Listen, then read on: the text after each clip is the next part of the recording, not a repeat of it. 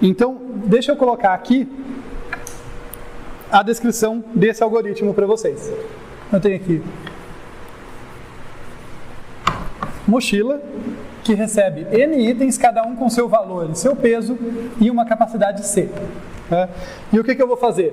Eu vou começar preenchendo a primeira linha com 0. Então, para x variando de 0 até C, eu vou fazer a 0x receber 0. Né? É essa primeira linha que eu coloquei 0 ali, está nesse caso aqui. Tá? Eu estou setando a primeira linha, a linha 0, para todas as colunas dela com valor 0. Porque com 0 itens não dá para fazer nada, né? Não dá para colocar ninguém. Depois eu vou andar linha por linha. Então eu tenho aqui para i igual a 1, eu começo da primeira linha até n, né? Eu vou considerar, começo podendo pegar só um item, né? Só o primeiro item, e daí vou avançando de prefixo em prefixo até poder pegar todos os itens. E daí eu vou andar no x aqui. Para x igual a 0 até C, né, de 0 até C, vejam, é eu andar de linha por linha, em cada linha eu olho para todas as colunas. Tá? O que eu vou fazer? Eu vou ter os dois casos, porque eu falei, aquela recorrência degenera, né? Então, se x, né, que é a minha capacidade atual, for menor do que p, se x for menor do que p, não dá para considerar o segundo caso, não cabe, tá? Então vai ser simplesmente, deixa eu ver se eu consigo escrever aqui, a e x recebe a i menos 1x, né? É só o caso 1 aqui da recorrência, porque no caso em que x é menor do que p, o caso 2 não faz sentido, não dá para colocar aquele item lá, ele não ficaria com capacidade negativa. Caso contrário, então, se for esse o caso, eu faço isso. Se não, nós temos que a e x vai receber o max, deixa eu escrever aqui só por falta de espaço, o max entre a i menos 1x, que é o caso 1 da recorrência, e a i menos 1 x menos p de i mais v de i, né, que é o caso em que eu pego o item com valor i, e daí eu pego a melhor solução que usa uma capacidade compatível, uma capacidade descontando o peso daquele cara. Tudo bem, gente? Vejam que é só a ordem dos laços tal, é seguindo a recorrência, né? Eu tenho que saber onde que os problemas estão crescendo ou aumentando, e depois eu posso simplesmente chegar aqui e devolver a NC, né? Que a melhor solução vai estar lá no final.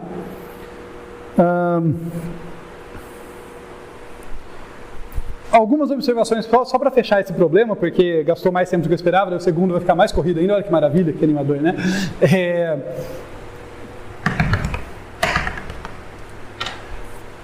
Qual que é a eficiência desse algoritmo? Tá? Pode falar. Não. É uma eficiência diferente do que a gente costuma ver, porque olha só, esse laço aqui itera n vezes. Beleza, esse cara aqui itera n vezes. Vou puxar aqui para cima porque a tabela está... Né? Teta de n iterações. Porém, esse cara aqui itera da ordem de C vezes. C não é relacionado com n, C é uma capacidade. C não tem relação com o número de itens. Tá? É uma coisa diferente. Então, esse cara aqui, ele itera da ordem de C vezes, e aqui dentro é tempo constante. Isso nem sempre vai ser o caso, tá? Eu quero destacar que aqui dentro é tempo constante porque acontece, a gente vai ver exemplo, em que a recorrência tem que olhar para tantos subproblemas que resolver a recorrência leva da ordem de n, mas no caso aqui não é, né? O meu max, no máximo, vai olhar para 2 possibilidades, isso aí é constante. Tá? Se ele tivesse que olhar para n possibilidades, seria da ordem de n, né? Mas... Então, tudo que está aqui dentro é limitado por uma constante para avançar no algoritmo. Então, acaba que o número de iterações corresponde à ordem do número de operações, ao custo total, que é o quê? N vezes C. Tá? Então, esse algoritmo tem complexidade por conta dessa mistura aqui das coisas. Ele tem complexidade da ordem de N vezes C. O que significa isso, gente? Significa que esse algoritmo não é polinomial de verdade, ele é uma farsa. Ele é um algoritmo muito melhor do que força bruta, muito melhor do que 2 elevado a n, né, que tem crescimento exponencial, mas o tempo dele não depende apenas do número de itens, mas também da capacidade C. E por que eu digo que ele não é polinomial de verdade? Né? O que a gente chama de pseudo-polinomial, ele engana ali.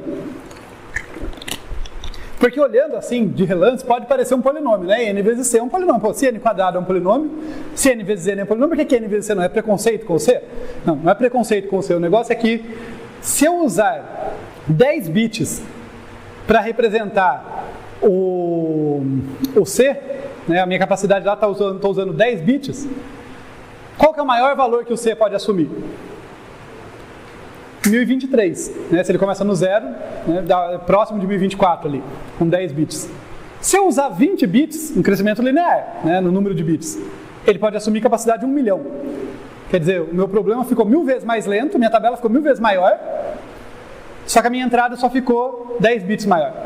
Né? O C cresce, isso aqui ele é polinomial no valor do C, mas o valor do C cresce de modo exponencial no número de bits que eu uso para representar o C. Né? Se eu uso k bits para representar o C, o valor dele pode assumir até magnitude 2 elevado a k. Então isso aqui é pseudo-polinomial. Na prática ainda costuma ser muito eficiente, muito melhor que força bruta e tal, porque é muito mais comum eu ter um número de itens muito grande do que o problema ser a capacidade.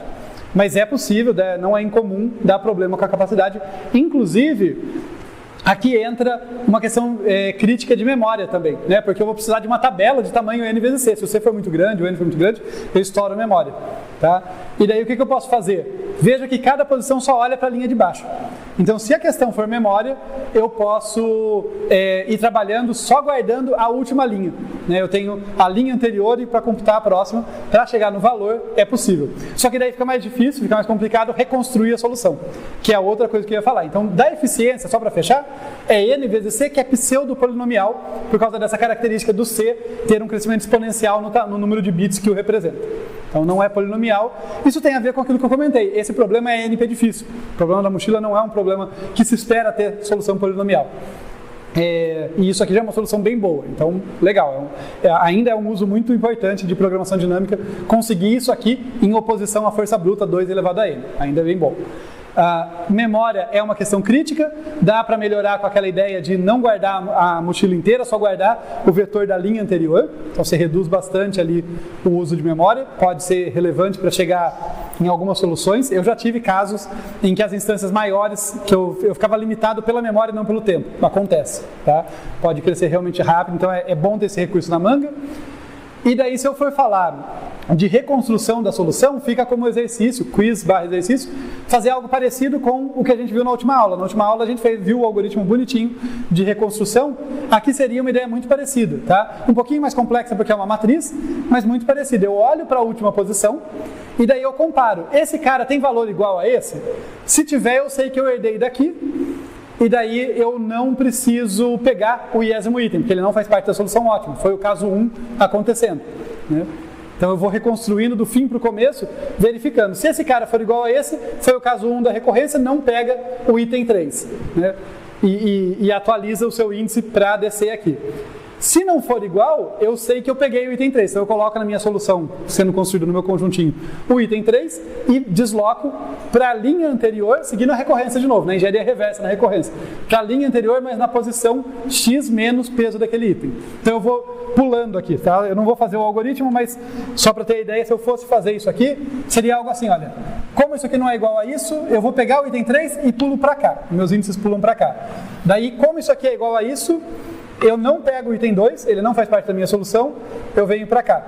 Daí, como isso aqui não é igual a isso, eu sei que eu peguei essa opção aqui, daí eu pego o item 1 e pulo para cá. Cheguei no 0, acabou. Então eu reconstruiria a solução sabendo que eu peguei, por causa dessa seta, eu peguei o item 3, por causa dessa seta, eu peguei o item 1. Tá? Então façam esse exercício, é bem interessante. Tá? Aquilo que eu falei na última aula continua valendo. Né? Se você consegue navegar numa tabela preenchida para reconstruir a solução, você compreende melhor o algoritmo que construiu a tabela. Então é legal esse exercício de navegar ali para reconstruir.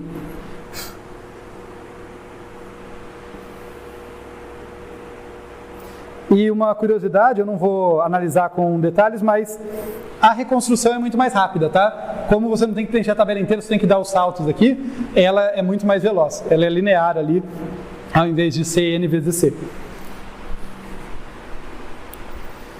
Em particular, ela é linear em N, né? Porque em cada passo eu desço uma linha, com certeza.